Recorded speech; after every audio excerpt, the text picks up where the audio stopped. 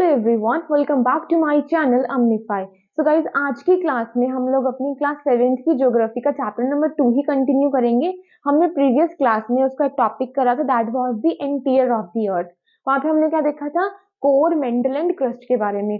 आज की वीडियो में हम उस चैप्टर का नेक्स्ट सब टॉपिक करेंगे, that is rocks and minerals. ठीक है, तो हम क्या पढ़ने वाले हैं इस चैप्टर के अंदर? हम पढ़ेंगे प्राइमरी रॉक्स के बारे में, इग्नियस रॉक्स के बारे में, सेडिमेंट्री रॉक्स के बारे में, metamorphic rocks, extrusive rocks, intrusive rocks, and most importantly, you will study about the magma and the lava. ठीक है, तो आगे बढ़ने से पहले मेरा आप सबसे यही क्वेश्चन है, what do you mean by magma and what do you mean by lava? अगर आंसर नहीं पता, अगर पता है तो कमेंट करके बताओ, नहीं पता give me few seconds, मैं आपको अभी बताती हूँ। ठीक है, तो चलो स्टार्ट करते हैं।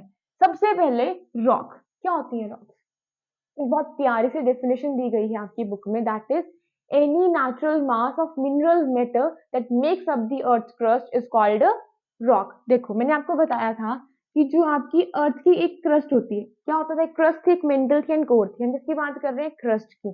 तो कोई भी मिनरल मैटर का वो नेचुरल मास जो आपकी अर्थ की ये वाली चीज बनाता है, मतलब आपकी अर्थ की क्रस्ट की फॉर्मेशन करता है, उस नेचुरल मास को, मिनरल मैटर के, हम लोग क्या बोलते हैं?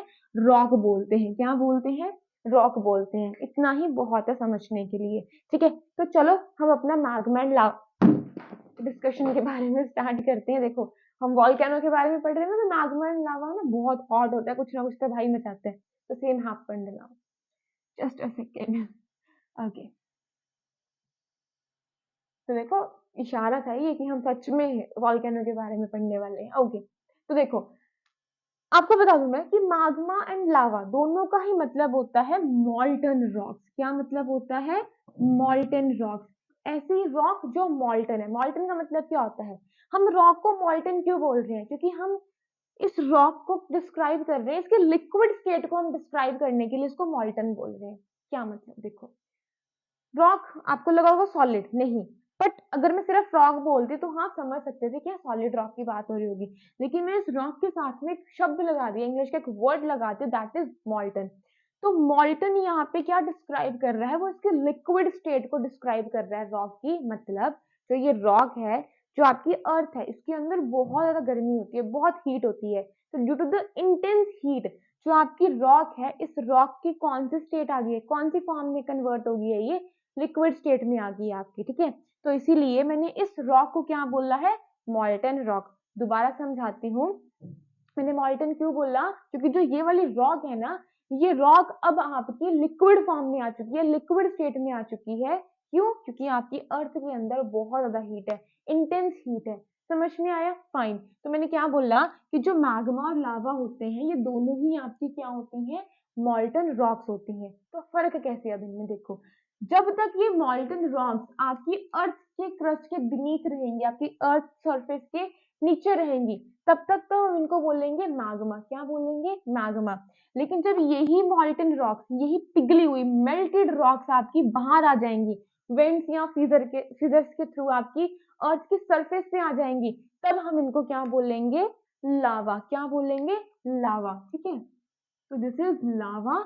एंड जो आपकी अर्थ के अंदर है, ठीक है, बीनीथ योर अर्थ सरफेस, उसको हम लोग क्या बोलेंगे? मैग्मा। देखो, अगर ये मेरी अर्थ की सरफेस है, ठीक है, तो जो अगर इसके ऊपर अगर मेल्टेड रॉक्स आ गई, मतलब अगर इसके ऊपर जो रॉक्स आ गई मॉल्टन, उसको मैंने नाम दे दिया लावा। जो नीचे रहेगी, इस क्रस्ट के नीचे रहेगी, बीनीथ रहेगी, उसको मैंने नाम दे दिया मैग्मा। आई होप यहाँ तक समझ में आया। अब इनका एक और डिफरेंस मैं आपको बताती हूँ। ये क्यों बता रही हूँ, थोड़ा 2 मिनट बाद पता चलेगा आपको। इनका डिफरेंस सुन लो कि जो आपका मैग्मा होता है, जो आपकी ये वाली मॉल्टन रॉक्स होती हैं, जो आपकी बीनीथ द अर्थ सरफेस रहती हैं, ये क्या होती है? ये मिलियंस ऑफ ईयर लेती है कूल डाउन होने के लिए। ठीक है, ठंडा होने के लिए बहुत साल लेती हैं, जिसकी वजह से क्या होता है? ये बहुत ज्यादा लार्ज क्रिस्टल्स या फिर लार्ज रॉक्स की फॉर्मेशन करती हैं। फॉर एग्जाम्पल आपका बसाल्ट, ग्रेनाइट। ठीक है, तो आपको अगर पता हो तो जो आपका डेक्कन प्लेटू है, वो भी आपका बसाल्ट से ही फॉर्म हुआ है। ओके, समझ में आया?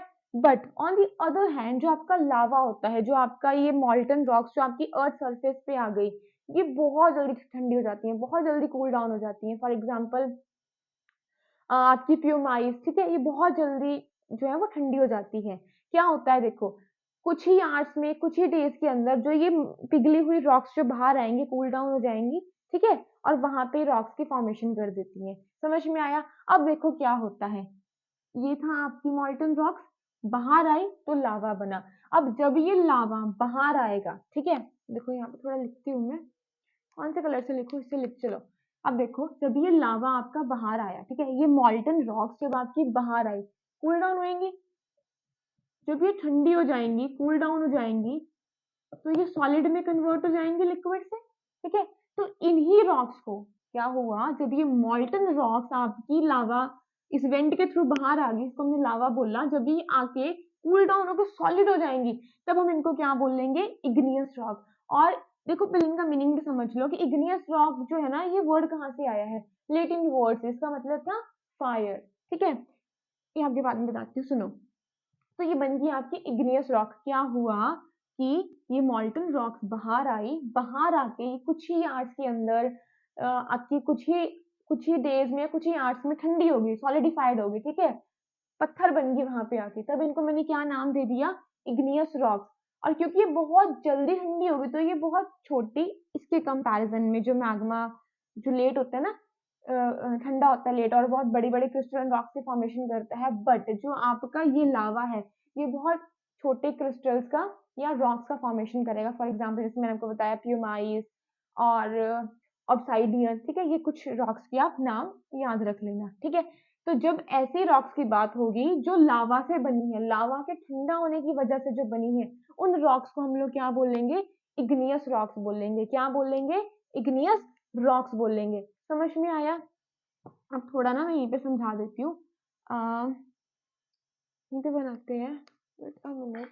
देखो अब क्या होगा, मान लो ये कुछ ना रॉक्स बन गई, ठीक है, ये कोई रॉक्स बन गई यहाँ पे, क्यों बनी, क्योंकि भाई लावा बाहर आया, हमारी अर्थ की क्रस्ट में से कुछ निकला, गरम गरम आग निकली, मॉल्टन रॉक्स निकली, वो ठंडी हुई और उन्होंने कुछ रॉक्स की फॉर्मेशन कर दी, जिनको हमने नाम दे दिया इग्नियस रॉक्स। अब क्या होगा कि ओवर द टाइम क्या होगा कि ये ना कुछ कुछ उसमें टूट जाएंगी, मतलब उनके सेडिमेंट्स बन जाएंगे, ठीक है, टुकड़ों में टूट जाएंगी ये। अब क्या होगा, हवा आएगी या पानी आएगा या कुछ भी आएगा, वो इनको ट्रांसपोर्ट कर देगा। मान लो ये यहाँ पे थी और यहाँ पे आ गई, क्या हुआ देखो, पहले बाहर निकली, ठीक है, ठंडा हो गया लावा, ठंडा होके क्या हो गया, उसने एक रॉक से फॉर्मेशन कर दी। अब ओवर द पीरियड क्या होगा, उन रॉक्स में ब्रेक आएंगे, ब्रेक आकर उनके कंकर बनेंगे, छोटे छोटे पीसेस बनेंगे। अब वो पीसेस क्या होंगे, या तो हवा के थ्रू या पानी या किसी और चीज के थ्रू क्या आएंगे, एक जगह से दूसरी जगह के क्या हो जाएंगे, वो सेडिमेंट्स ट्रांसपोर्ट हो जाएंगे और यहाँ पे आके क्या हो जाएंगे, वो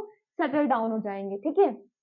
तो ऐसे ही रॉक्स जो ट्रांसपोर्ट होके सेटल डाउन होंगे सेडिमेंट्स में आके, उनको हम लोग क्या बोलते हैं, sedimentary rocks.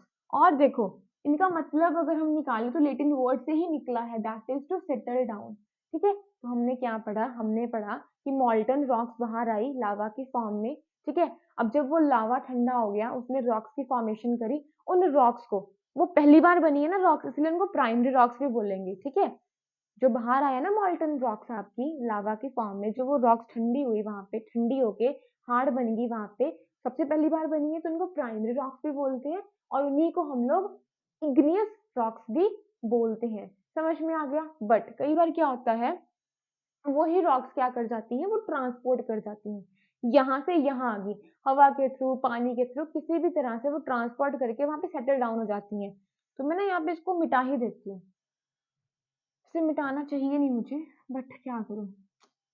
Late me check आपको कहाँ तक जो है वो, अच्छा यहाँ पे विजिबल है आपको। वेट, अब क्या हुआ देखो, सेटल डाउन होगी यहाँ पे आके, ठंडी हुई, वो टूटी, कंकर में बनी, सेडिमेंट्स में बनी, तो यहाँ आके इकट्ठी होगी। अब मान लो यहाँ पे कोई प्लांट था, ठीक है, कोई प्लांट था, कोई एनिमल था, अब उनके भी यहाँ पे फॉसिल्स इकट्ठे होते जाएंगे।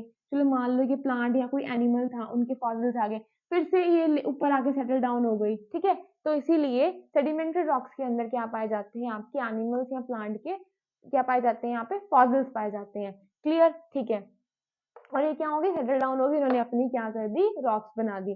जो रॉक ठंडी सीधी हुई है वहां से मॉल्टन रॉक से निकल के लावा से निकल के जो सीधी बनी है वो आपकी इग्नियस या प्राइमरी रॉक्स होती हैं। लेकिन जब वही रॉक्स आपकी ट्रांसपोर्ट हो जाए, ठीक है, और कहीं और पे आके सेटल डाउन हो जाए और लेयर की फॉर्मेशन करती रहे ऐसे ऐसे सेटल डाउन होके, ठीक है, तो जो ये वाली अब रॉक्स बनेंगी, ये बनेंगी आपकी सेडिमेंट्री रॉक्स।